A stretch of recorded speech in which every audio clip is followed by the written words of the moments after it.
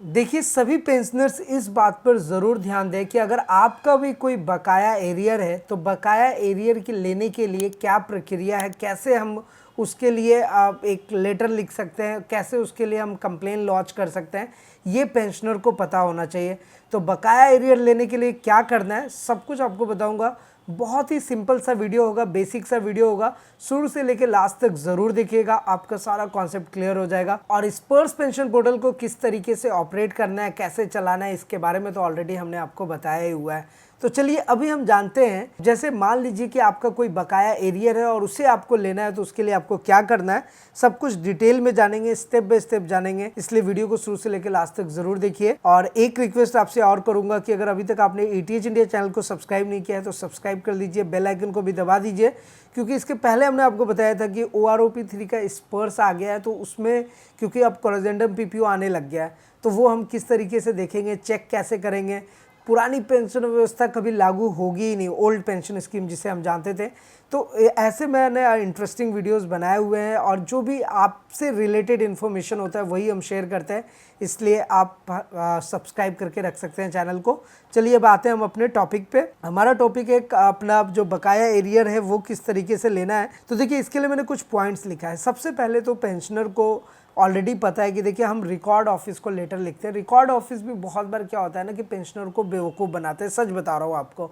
मतलब आप उससे क्या पूछते हैं, और ऐसा एक एग्जांपल हो भी चुका है। एक पेंशनर ने रिकॉर्ड ऑफिस को लेटर लिखा कि भाई मुझे एरियर चाहिए, CP ग्राम में उन्होंने कंप्लेन लॉन्च किया और वहाँ से रिकॉर्ड ऑफिस वालों ने ये लिख करके दिया कि आप PAO और ORs आपको देगी बकाया एरियर जो है। लेकिन आपकी जानकारी के लिए आपको बता दूं कि जो एरियर है वो PAO और ORs कभी नहीं देती। PAO OR जो है वो बेसिकली MSCP और ACP देती है, मतलब कि सर्विस पीरियड से रिलेटेड जो भी चीज़ें होंगी वो देगा PAO और OR। लेकिन आपका जो बकाया एरियर है ये सब आपको फाइनली अभी के टाइम पे स्पर्श देगा।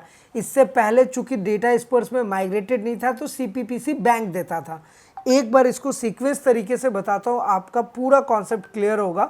आप एक बार समझिए। देखिए, आप एक ना अभी तो बहुत सारा एक एरियर है जो बकाया है पेंशनर का, उसी में से एक जो सर्कुलर 631, देखिए सर्कुलर 631 जो आया था ना, इसके बारे में मैंने बहुत डिटेल में आपको पहले भी बताया हुआ है, इसलिए तो कहता हूँ कि आप हमें सब्सक्राइब करके रखिए।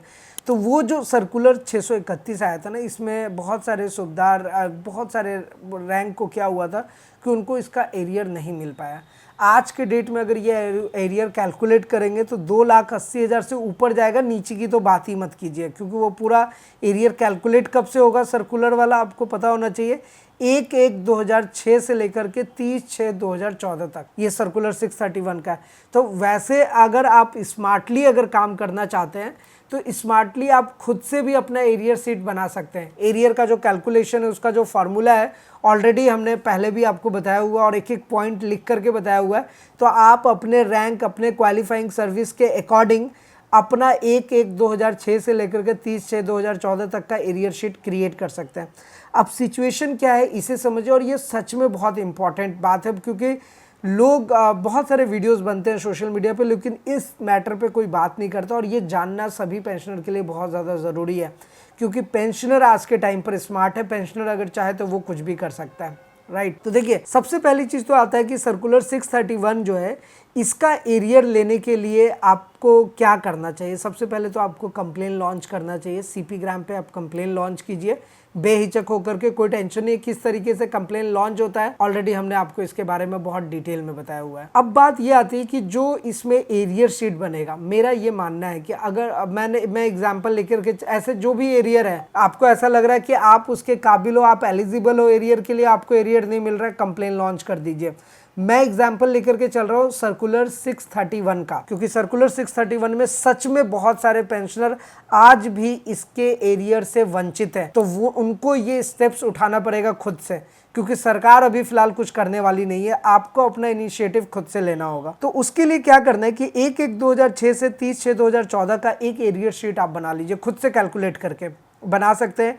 हमने ऑलरेडी इसके ऊपर वीडियोस बनाए हुए हैं, ट्यूटोरियल्स बनाए हुए हैं। आप अपना एरियर शीट बना लीजिए। और अगर आप एरियर शीट नहीं बना पा रहे हैं तो फिर ऐसे में क्या कर सकते हैं कि आप सीधे कंप्लेन लॉन्च कीजिए।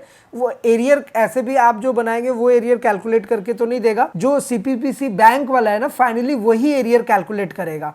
तो वो जो आप कंप्लेन लॉन्च कीजिए कि मुझे 631 सर्कुलर में एरियर नहीं मिला है, तो सीपीपीसी वाला बैंक वाले जो है वो अपना एरियर कैलकुलेट करेंगे। उसका प्रोसेस है, इसको मैं आपको 1 बाय 1 समझाता हूँ। तो ये इस तरीके से एरियर शीट बनेगा। बस इतना ध्यान रखिए कि इसमें जो आपको एरियर मिलेगा ना, वो करीब करीब 3 लाख से ऊपर जाएगा, 2,80,000 से ऊपर ही जाएगा। इससे कम में तो कुछ मिलेगा नहीं, क्योंकि एक बहुत बड़ा ड्यूरेशन हो जाता है। 2006 से लेकर 2014 की बात कर रहा हूँ मैं, सर्कुलर 631 की। अब होता क्या है ना कि आप जब सीपी ग्राम में कंप्लेन लॉन्च करते हैं तो सीपी ग्राम वाले उस कंप्लेन को फॉरवर्ड कर देते हैं PAORs को, जो कि ये ना गलत है।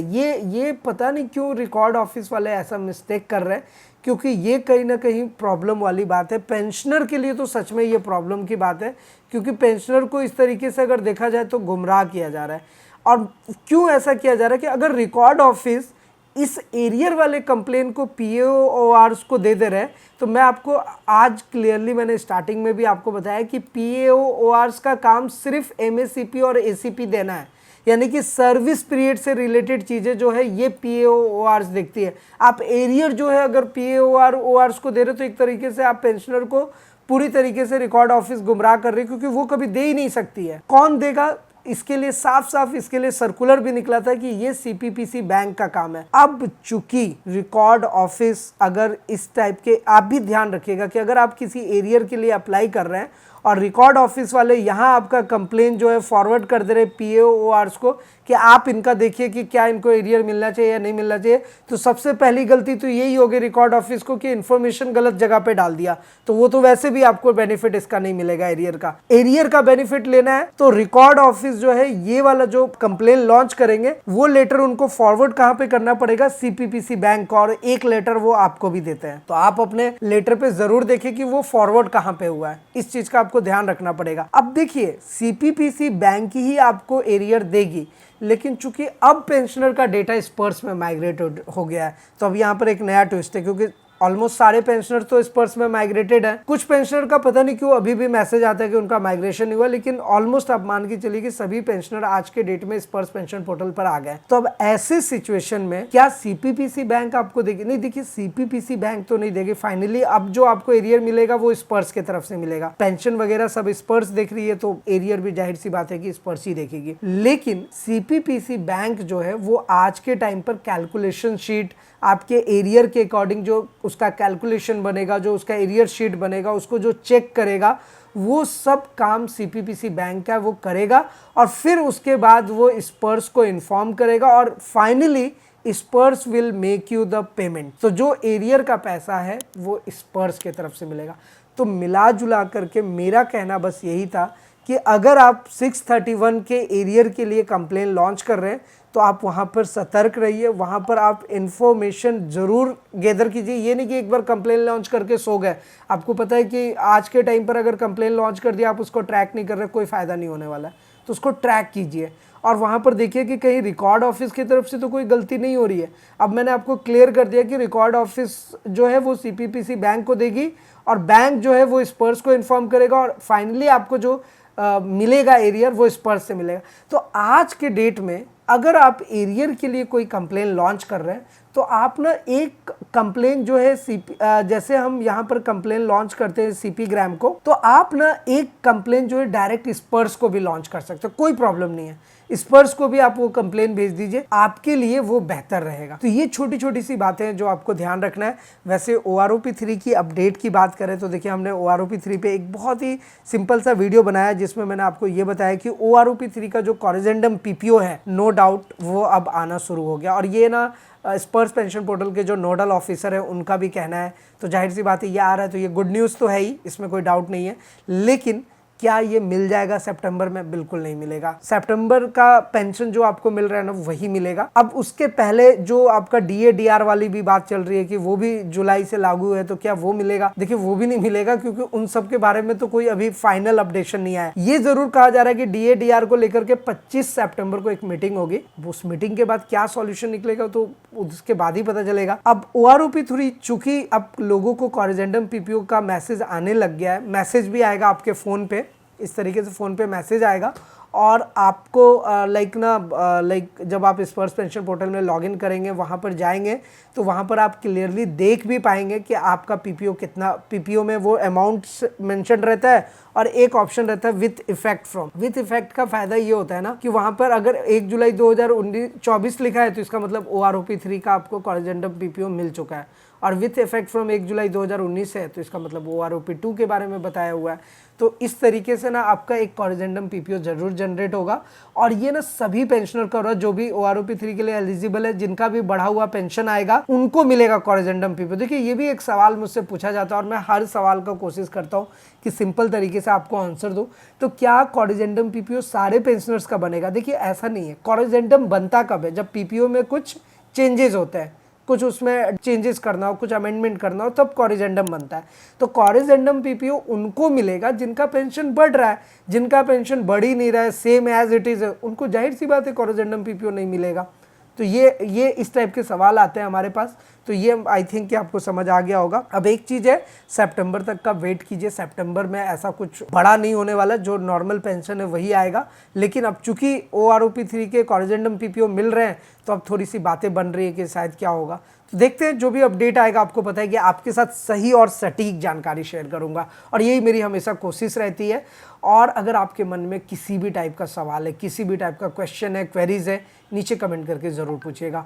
और आप अपना कोई सुझाव या एडवाइस देना चाहते हैं हमें ज़रूर शेयर कीजिए, और आप जो अपना एडवाइस और सुझाव देंगे ना उसके अकॉर्डिंग हम काम करेंगे और कोशिश करेंगे कि आपके लिए अच्छे और बेहतर कंटेंट लेकर के आएँ जो सारे पेंशनर के लिए हेल्पफुल हो और पेंशनर उसका यूटिलाइज कर सके। दूसरी इंपॉर्टेंट चीज़ है कि आप लाइफ सर्टिफिकेट वाला पार्ट ज़रूर देखिएगा। और मैं बार बार हर वीडियो में बताता हूँ कि पेंशन रेगुलर मिलना ज़रूरी है, और वो मिलता है लाइफ सर्टिफिकेट से। तो लाइफ सर्टिफिकेट ना आप दूसरों पर आश्रित नहीं रहें। आप ये नहीं, अभी देखिए बहुत ये भी ऑर्गेनाइज़ किया गया है कि पेंशनर को घर तक सर्विस दिया जाएगा, लेकिन वो 1 नवंबर से चालू होगा। तो भाई आपको 1 नवंबर तक का वेट नहीं करना है। मैं तो यही कहूँगा, अपना लाइफ सर्टिफिकेट का स्टेटस चेक कीजिए। अगर आप मुझे फॉलो करते हैं, अगर आपने ETH इंडिया चैनल को सब्सक्राइब किया हुआ है, पूरा प्रैक्टिकल बताया हुआ है। कोई भी पेंशनर, हमारे पास ना 75 ईयर्स 80 ईयर्स तक के पेंशनर के कॉल आते हैं और मुझे सच में बहुत अच्छा फील होता है। और वो कहते हैं कि सर मैं खुद से तो नहीं ऑपरेट कर पाया, लेकिन हमने अपने बच्चों से करवाया और बहुत अच्छे से ऑपरेट हो गया। और मैं यही कहता हूँ कि जो हमारे बुजुर्ग सर हैं, जो बुजुर्ग पेंशनर्स हैं, वो एक बार ज़रूर अपने घर में किसी भी बच्चे को बोले, वो ऑपरेट कर लेंगे। आपको अपना डेटा कहीं शेयर करने की ज़रूरत नहीं है, कहीं जाने आने की ज़रूरत नहीं है। आप अपना काम घर बैठ करके कर सकते हैं। और जिन पेंशनर का पेंशन SBI बैंक से आता है उनको तो और भी टेंशन लेने की ज़रूरत नहीं है, क्योंकि SBI का API जो है वो इस स्पर्श पेंशन पोर्टल से अटैच्ड है, उससे एक्टिवेटेड है। तो जिनको इस पर SBI बैंक से मिल रहा है वो SBI बैंक में जाइए और अपना लाइफ सर्टिफिकेट भरवाइए। अगर SBI वाले बदमाशी कर रहे हैं और अगर कुछ इस तरीके की बात कर रहे हैं, उनको सीधा सीधा बोलिए कि आपका API जो है स्पर्श से माइग्रेटेड है, अपना लाइफ सर्टिफिकेट हम यहाँ से सबमिट कर सकते हैं।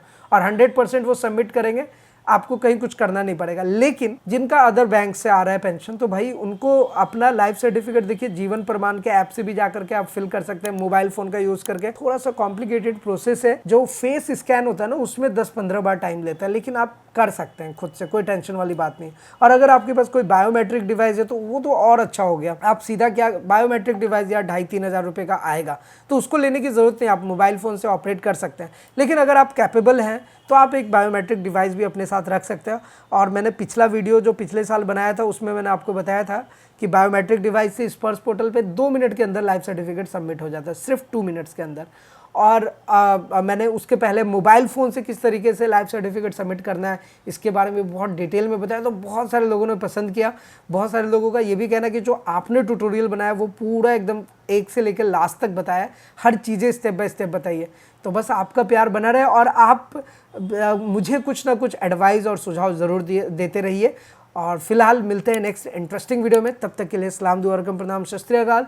Keep watching, keep smiling. अपना और अपने साथ सबका ख्याल रखें। जय हिंद, वंदे मातरम।